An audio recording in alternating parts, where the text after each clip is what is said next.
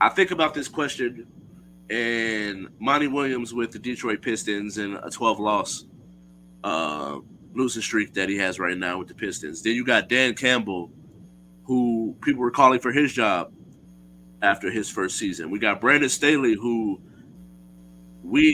I can't think of a reason why they still have him as the coach. Then why Matt Canada took this long to get fired? It makes me ask the question: how much patience do you give a coach, and when do you know when to pull the trigger versus not pulling the trigger? I think when locker room morale, right?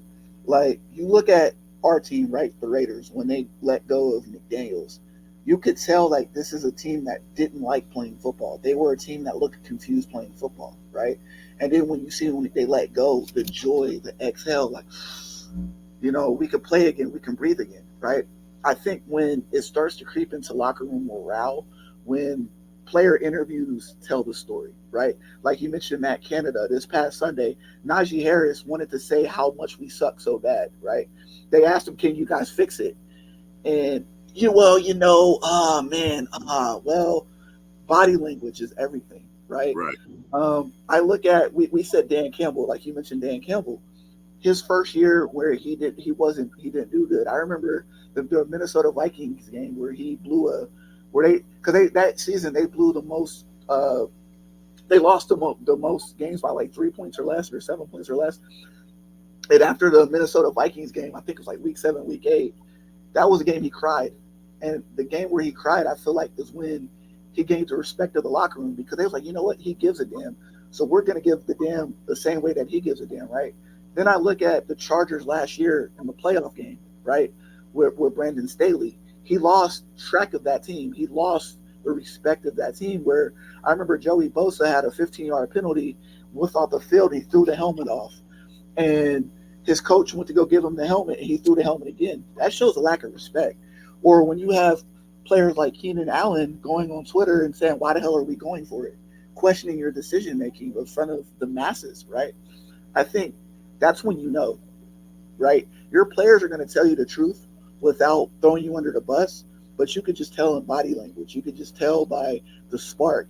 I feel like you could just tell. You mentioned Monty Williams. Like, Monty Williams just got that job, and his team is a very, very young roster, right? Yeah. So you have patience in that, right? And you see how he was able to turn the Phoenix Suns around just with a plan, right? So I think with some coaches, and some coaches, you do know that he's in way over his head, and the product will show, right? If later on in the season, like the Pistons start showing fight, then Monty Williams is the right man for the job. Even if they lose, but they still show fight, then Yeah. they're playing coach, right? So, I mean, that's just my 2 cents. Yeah, I agree, man. I think when you look at each situation, you look at there's a moment in time where you can see that there's a change or there's something different.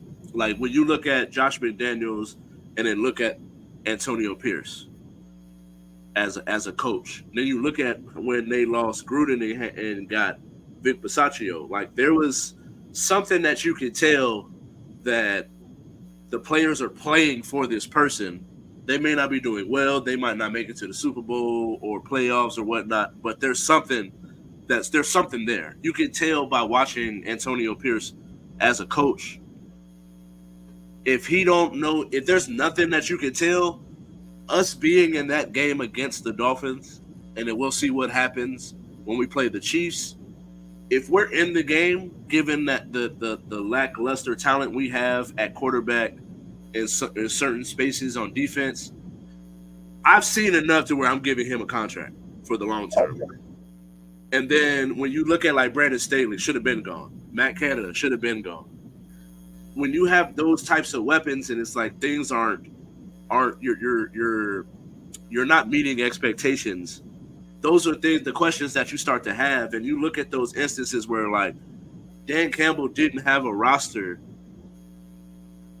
that should be doing anything, but then, like you said, like you pointed out, they have the most losses by 3 points or less, or a touchdown or less. You can tell they're in games, but there's something there where they're coming up short, and the coach cares.